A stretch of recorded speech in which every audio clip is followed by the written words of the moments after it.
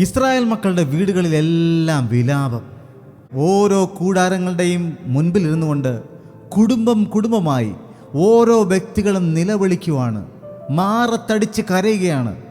എന്ത് ഭീകരമായൊരവസ്ഥ! ദൈവമക്കളുടെ വീടുകളിൽ നിന്നും നിലവിളി ഉയരുന്നു, കണ്ണുനീരൊഴുകുന്നു. ഇത് കേട്ടപ്പോൾ നിങ്ങൾ ഞെട്ടിപ്പോയോ? ലക്ഷക്കണക്കിനുള്ള ദൈവത്തിൻ്റെ സ്വന്തം ജനം കരയുന്നത് കേട്ടപ്പോൾ നിങ്ങൾക്കും വിഷമം വന്നോ? എന്നാൽ നിങ്ങൾ ആരും വിഷമിക്കേണ്ട, ഈ പ്രയാസം കണ്ട് നിങ്ങൾ വിഷമിക്കേണ്ട. സംഖ്യാപുസ്തകം 11-ാം അധ്യായം അതിൻ്റെ 10-ാം വാക്യം വായിക്കുമ്പോൾ, ജനം കുടുംബമായി ഓരോരുത്തനും തൻ്റെ കൂടാരവാതിൽക്കലിരുന്ന് കരയുന്നത് മോശ കേട്ടു. യഹോവയുടെ കോപം ഏറ്റവും ജ്വലിച്ചു, മോശയ്ക്കും അനിഷ്ടമായി. ദൈവത്തിൻ്റെ മക്കൾ കരയുന്നത് കേട്ടപ്പോൾ മോശയ്ക്ക് ഇഷ്ടപ്പെട്ടില്ല, ദൈവത്തിൻ്റെ കോപവും ജ്വലിച്ചു. ദൈവത്തിൻ്റെ മക്കൾ കരയുമ്പോൾ ദൈവത്തിന് കോപം ജ്വലിക്കുമോ?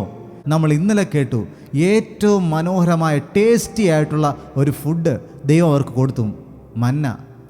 അത് പോരാ, അവർക്ക് ഇറച്ചി വേണം. അതിനുവേണ്ടി കൂടാരങ്ങളിലിരുന്ന് നിലവിളിക്കുവാണ്, ദൈവമേ ഞങ്ങൾക്ക് ഇറച്ചി വേണം. അയ്യോ, ഇന്നും മന്ന വീണുകൊണ്ടിരിക്കുവാണല്ലോ, ഈ രാത്രിയിൽ മന്ന വീണുകൊണ്ടിരിക്കുവാണല്ലോ, ഇറച്ചി ആര് തരും? ഞങ്ങൾക്ക് ചിറ്റുള്ളിയില്ല, വെള്ളുള്ളിയില്ല, വെളുത്തുള്ളിയില്ല, മീനില്ല, ഒന്നും കിട്ടുന്നില്ല, ഇറച്ചിയില്ല. ദൈവമക്കൾ കരയുകയാണ്. അവർ കാണാൻ പോകുന്ന കനാൻ ദേശത്തിൽ എത്തുന്നില്ല എന്നുള്ള കരച്ചിലല്ല, ഇറച്ചി കിട്ടുന്നില്ല, ഉള്ളി കിട്ടുന്നില്ല, മത്തങ്ങയില്ല, വെള്ളരിക്കയില്ല, കരച്ചിലോട് കരച്ചിൽ, നിലവിളികൾ ഉയർന്നു. മോശ ദൈവത്തോട് പറഞ്ഞപ്പോൾ ദൈവം അവർ കൊടുത്തു, ആ ഇറച്ചി കൊടുത്തു. എന്ത് പറ്റിയെന്നറിയാമോ? ദുരാഗ്രഹികളായ ജനത്തിന് ദൈവം സകലത്തിനെയും നശിപ്പിച്ചു കളഞ്ഞു. ആ വാക്യം നമുക്കൊന്ന് വായിക്കാം. സംഖ്യാപുസ്തകം 11-ാം അധ്യായം 33-ാം വാക്യം. ദൈവം ചെയ്യുന്ന നന്മകൾ, ദൈവം തരുന്ന അനുഗ്രഹങ്ങളെ നമ്മൾ വകവയ്ക്കാതെ അതിനെ വില കുറച്ച് കണ്ടുകൊണ്ട് നമ്മുടെ ദുശാഠ്യം കൊണ്ട് ചില കാര്യങ്ങൾ നമ്മൾ പലപ്പോഴും പിടിച്ചു വാങ്ങാൻ നോക്കുമ്പോൾ, ദൈവത്തോട് ശാഠ്യം പിടിക്കുമ്പോൾ അത് നമ്മുടെ ജീവിതത്തിൽ പലപ്പോഴും വലിയ ദുരന്തങ്ങളായിട്ട് മാറും. സംഖ്യ 11:33 പറയുന്നു, എന്നാൽ ഇറച്ചി അവരുടെ പല്ലിനിടയിൽ ഇരിക്കുമ്പോൾ അത് ചവച്ചിറക്കുന്നതിന് മുമ്പ് തന്നെ യഹോവയുടെ കോപം ജനത്തിന് നേരെ ജ്വലിച്ചു. യഹോവ ജനത്തെ ഒരു മഹാബാധ കൊണ്ട് സംഹരിച്ചു. എന്നിട്ട് ആ സ്ഥലത്തിനൊരു പേരിട്ടു, കിബ്രോത്ത് ഹത്താവ.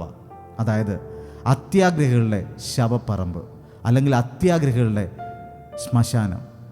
പ്രിയമുള്ളവരെ, നമ്മുടെ വീടുകൾക്ക് ചുറ്റിലും ഈ കിബ്രോത്ത് ഹത്താവ ഉണ്ടാകാതിരിക്കട്ടെ. അതുകൊണ്ട് അത്യാഗ്രഹികളായിട്ട് മാറാതെ ദൈവം തരുന്ന അനുഗ്രഹങ്ങളെയും നന്മകളെയും നന്ദിയോടെ ഓർത്ത് അതിൽ സംതൃപ്തിയോടുകൂടി ജീവിക്കുവാനുള്ള ഒരു മനസ്സ് നമുക്കുണ്ടാകട്ടെ. ദൈവം അതിന് സഹായിക്കട്ടെ. God bless you.